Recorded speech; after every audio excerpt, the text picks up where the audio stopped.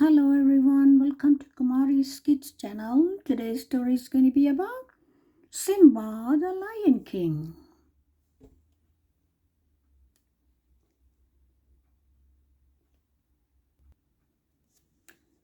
The sun came up over the African plain, hot and brilliant just as it had done since the beginning of time.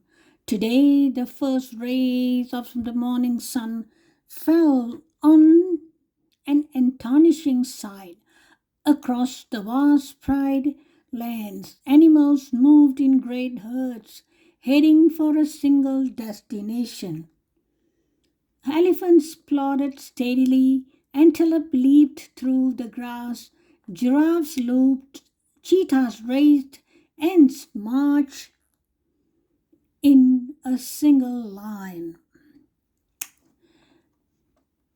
while huge flocks of flamingos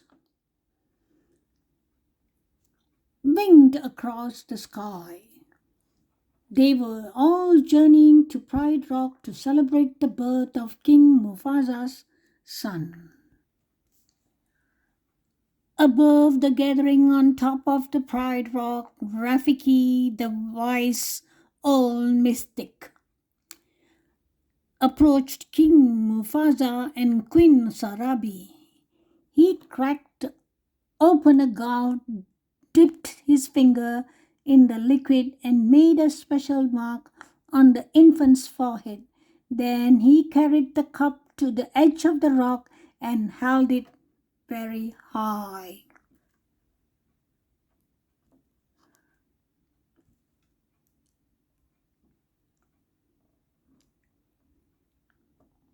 A loud cheer rose from the plain. Elephants trumpeted, monkeys screeched, zebras, rhinos, and a host of other animals stamped their hooves. Then a hush fell over the gathering. Together, the animals of Mufasa's kingdom knelt before Simba, the new prince.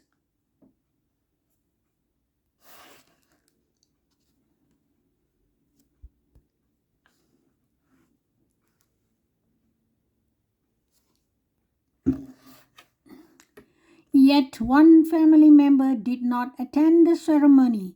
Mufasa's brother, Scare, had spent the entire morning toying with the mouse. He was just about to eat it when Zazu, the king's majordoma, appeared. Startled, Scare turned and the mouse scampered away. Now, look, Zazu, you have made me lose my lunch, Scare complained. You'll lose more than that when the king gets through with you. But Scare wasn't listening. He was still hungry, and Zazu was beginning to look pretty tasty.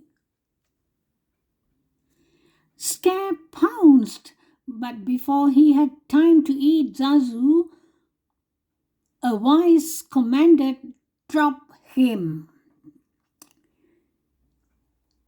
Scare released the bird. Why, if it isn't my big brother? He snarled. Sarabi and I didn't see you at the presentation of Simba, Mufasa said. Is anything wrong? That was today. Scare said, Oh, I feel simply awful. It must have slipped my mind. Well, as slippery as your mind is, you are the king's brother, Zazu reminded. Zazu also reminded Scare that he should have been the first in the line to congratulate his brother. I was first in the line until the little hairball was born, retorted Scare. That hairball is my son, Mufasa reminded him, and your future king. I shall practice my crusty say, Scare said. Then he turned his back on them and walked away.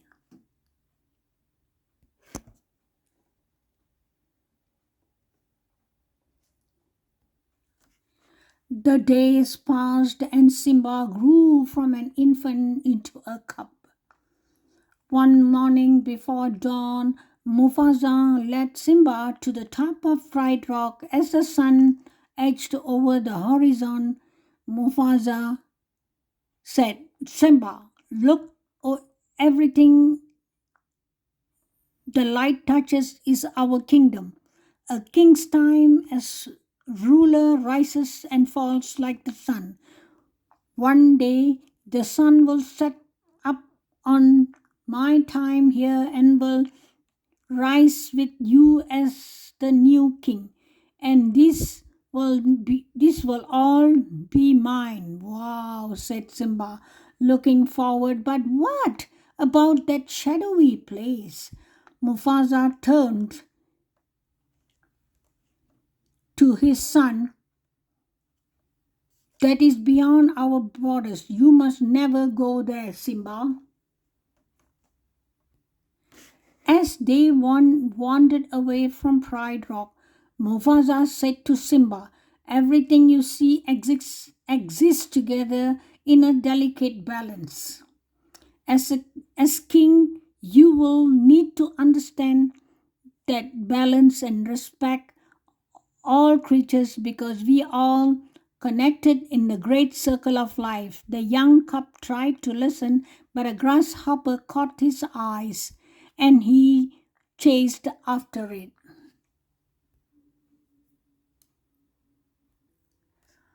Just then Zazu arrived with morning report. Sir, he addressed Mufasa. Hyenas have crossed into the Pride Lands. Quickly, the king ordered his majordoma to take Simba home. Oh, Dad, can't I come? Simba whined. No, son, his father replied, and he took off after the dark shapes in the distance. After Zazu made sure that Simba was home safely, the excited cub found Scare sunning himself on a rock. Hey, Uncle Scare, Simba cried. My dad just showed me the whole kingdom and I'm gonna rule it all.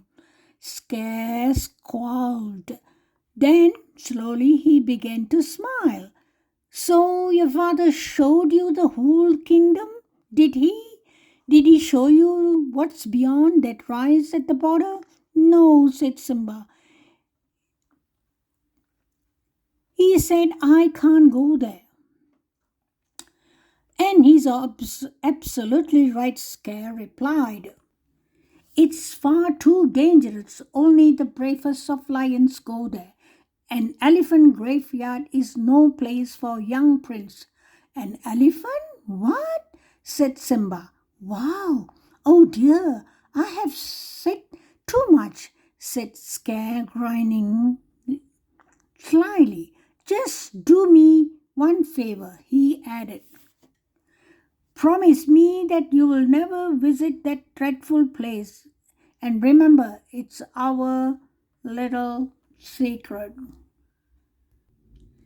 As Scare backed away, Simba stared at the distant spot on the horizon.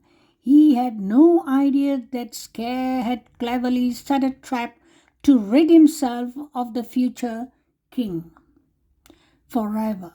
Simba knew that he would be disobeying his father if he went into the elephant graveyard. But hadn't Uncle Scare said that only the bravest of lion dare venture there? Wouldn't Dad be proud of such a brave cub? Thought Simba.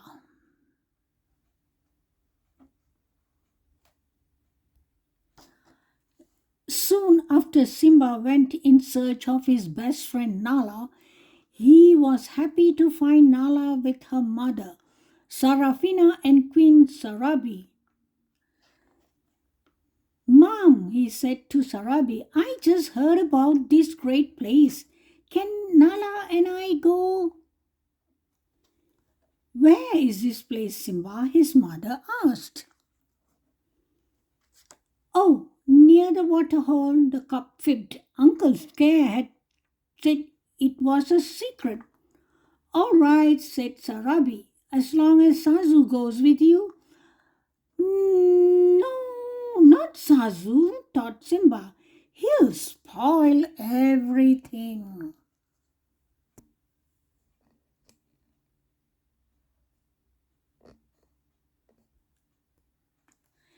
As Sazu led the way, Simba whispered to Nala, we have got to ditch him.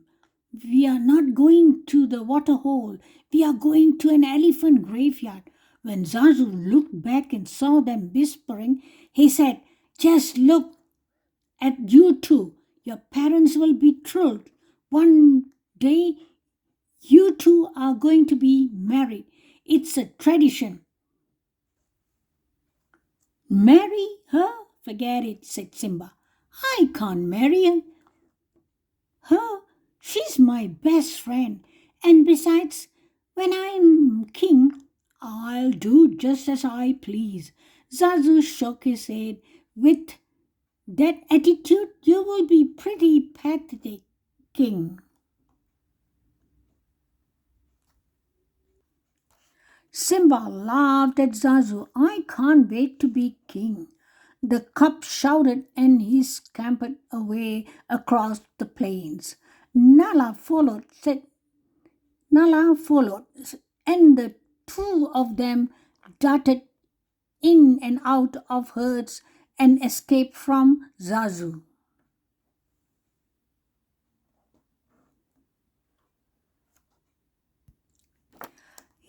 It worked. We lost Zazu, said Simba, laughing. Now we can look for the elephant graveyard. In the spirit of victory, Simba playfully leaped for Nala, but he was too quick for him and flipped him into his back. Together they tumbled down a hill until they landed with a thud. Next to them was a huge elephant skull. This is it. We made it, said Simba. Wow, exclaimed Nala.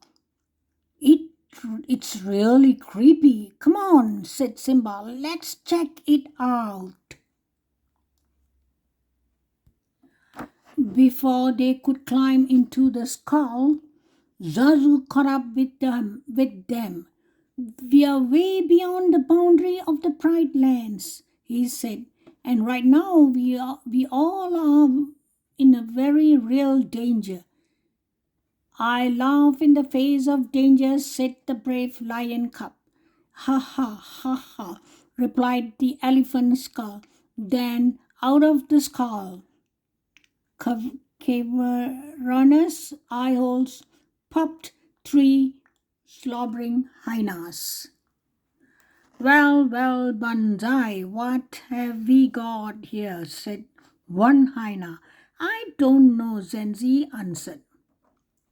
Another, what do you think, Id? Id, the third hyena, just licked his lips and laughed. Baring their fangs in wide grins, the hyenas crept toward the trespassers. They grabbed Zazu first. Why don't you pick on somebody your own size? Simba shouted.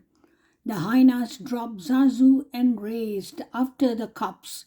When Zenji threatened, Nala Simba swift his claws across the hyena's nose.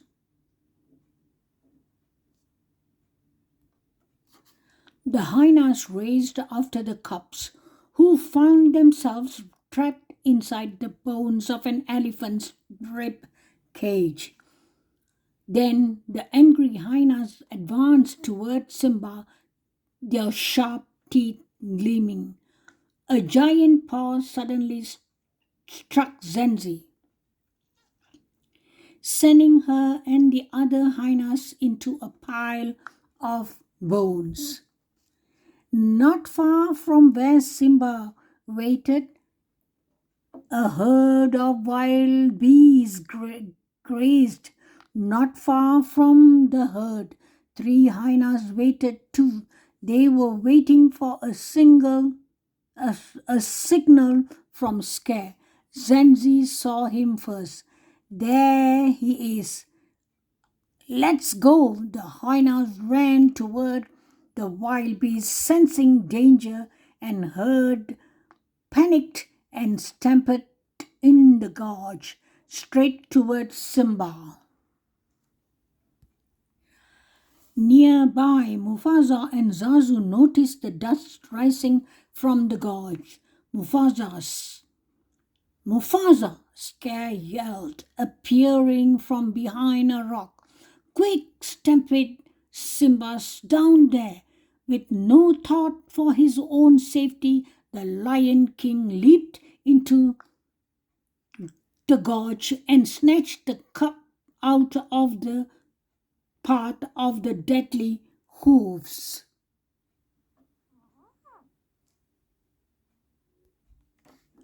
Mufasa jumped onto a rocky ledge and set Simba down. Suddenly, Mufasa felt the rocky wall crumble beneath his hind paws. He fell back into the herd. Badly hurt, he tried to climb another cliff. Looking up, he saw Scare. Brother, help me, Mufasa pleaded. Scare leaned toward Mufasa and pulled him close. Long live the king, he whispered. Then let go. Mufasa lost his grip and disappeared beneath the mass of moving animals. Unaware of what Scare had done, Simba saw his father fall. When the wild beasts were gone, the cup raced down into the dust-filled gorge. There Simba found his father. He nuzzled the motionless body, but the great lion, the great king lion, was dead.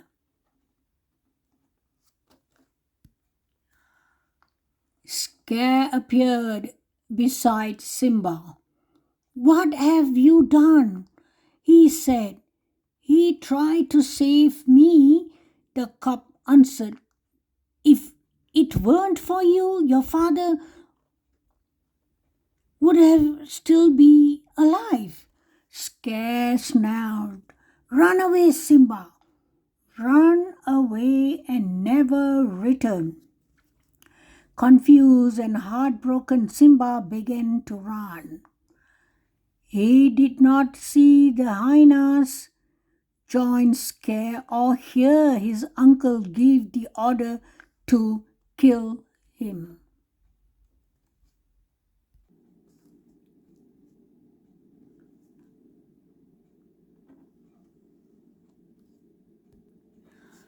When Simba opened his eyes again, the burning sun and the vultures were gone. But a mercat and a warthog were standing over him. You okay, kid? Said the mercat. You nearly died, said the warthog. We saved you. Thanks for your help, Simba replied. He stood on wobbly legs and started to leave. The mercat called after the shaky cub. Where you're from? It doesn't matter, Simba said quickly. Then he admitted, I did something terrible, but I don't want to talk about it. Then you're not then you are an outcast, cried the mercat. So are we. My name's Timon, and this is Pumbaa. Take my advice, kid. You gotta put your past behind you. No past, no future, no worries. Hakuna Matata. With nowhere else to go, Simba followed Timon and Pumbaa to their jungle home.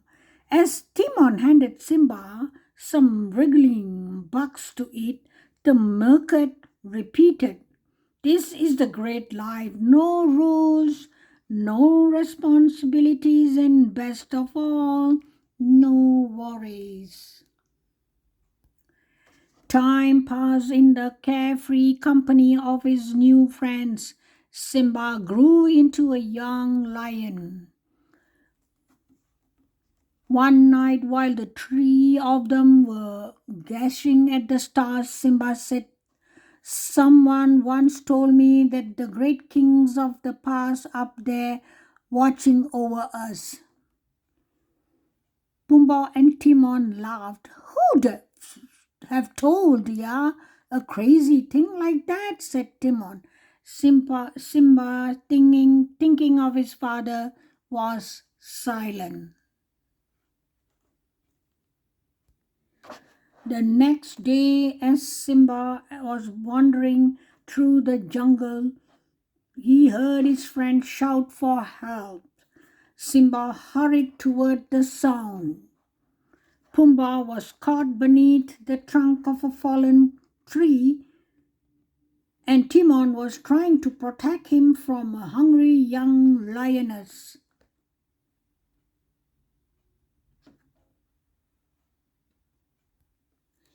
As she leaped, Simba threw himself forward and knocked the lioness aside.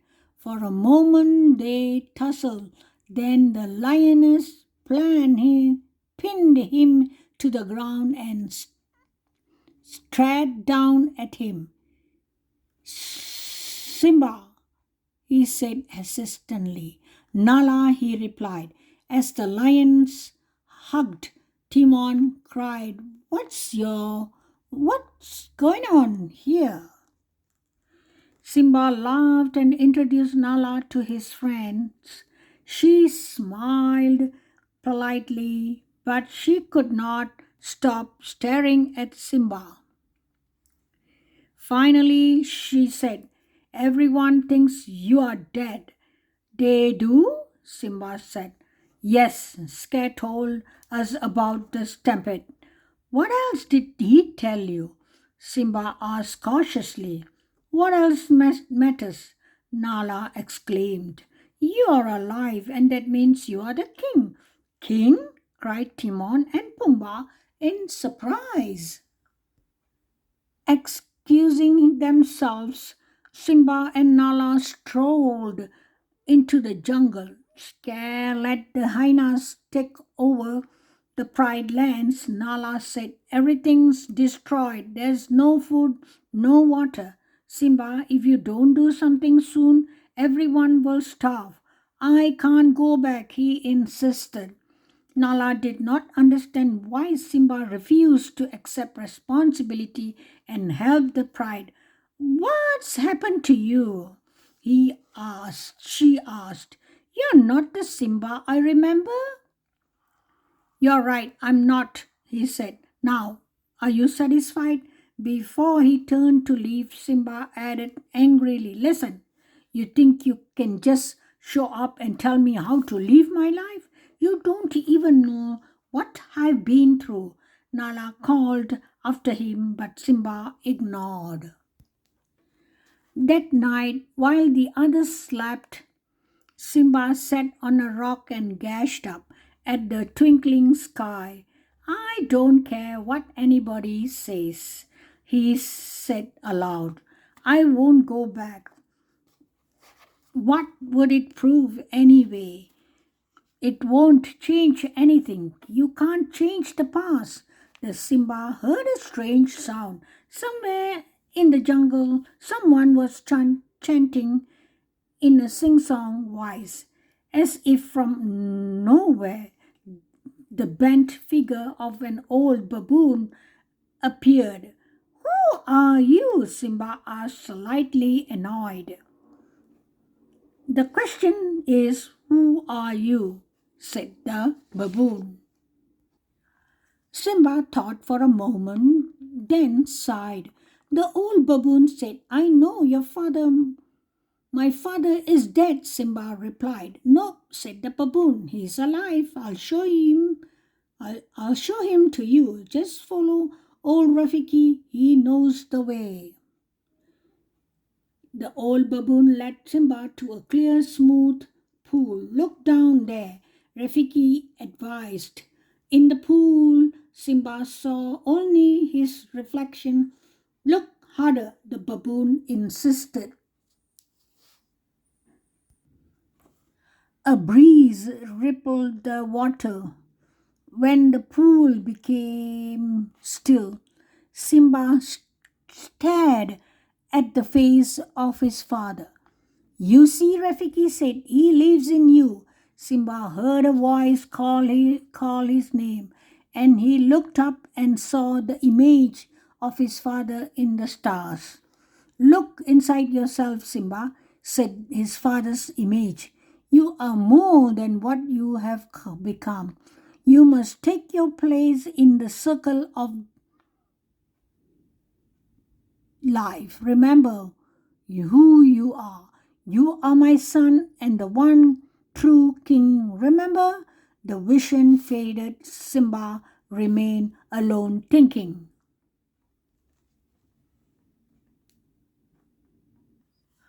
The next morning, Nala, Timon, and Pumbaa looked all over for Simba. Finally, Rafiki caught up with them. You won't find Simba here, the baboon said. The king has returned. Timon asked, What do you mean? He's gone back to challenge his uncle, Nala exclaimed. Ahead of them, Simba moved swiftly toward Pride Rock. As he crossed over into the homeland, he saw ruin and devastation everywhere. For a moment, Simba hesitated. Then he felt a fresh wind and saw rain clouds gathering on the horizon. With renewed hope, he continued his journey. Soon Nala joined him, and as did Pumbaa, and even Timon. As they approached Pride Rock, they saw some hyenas.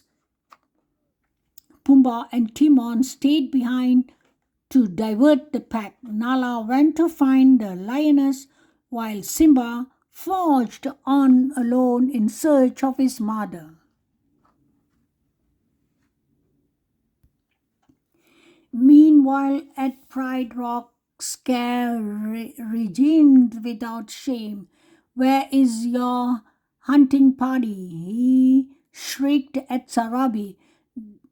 There is no food, she replied. The herds have moved on. We have only one choice. We must leave Pride Rock. We are not going anywhere, he growled. Sarabi replied, Then you are sentencing us to death. Then so be it. I'm the king and I make the rules. If you were half the king of Mufasa's was, Sarabi began and dragged, Scare, struck her, and she felt. She fell, sorry. A tremendous roar echoed among the rocks. Scare whirled and saw a great lion before him. Mufasa, he said, gasping. No, it can't be. You are dead. The weak, delirious Scare backed away from the ghost. What do you want? He cried. Why are you here? Go away. Go, leave me alone. Although many years has passed, Sarabi still recognized her son. Simba, she said quietly, you are alive? Then Simba saw Scare crawling up Pride Rock. Simba dashed up the sleep face, dodging fire and smoke. This time he trapped Scare at the edge. Simba, you don't understand, Scare insisted. I didn't kill your father. It was the hyenas. They are the enemy. Now that you are back together, we can defeat them. Run away, Scare, Simba commanded, repeating the advice his uncle had once given him. Run away and never return. Scare started to slink away, but then he turned and lunged for Simba. Acting swiftly, Simba hurled Scare off the cliff. The sound of hungry hyenas drifted up from the gorge, revealing Scare's awful fate.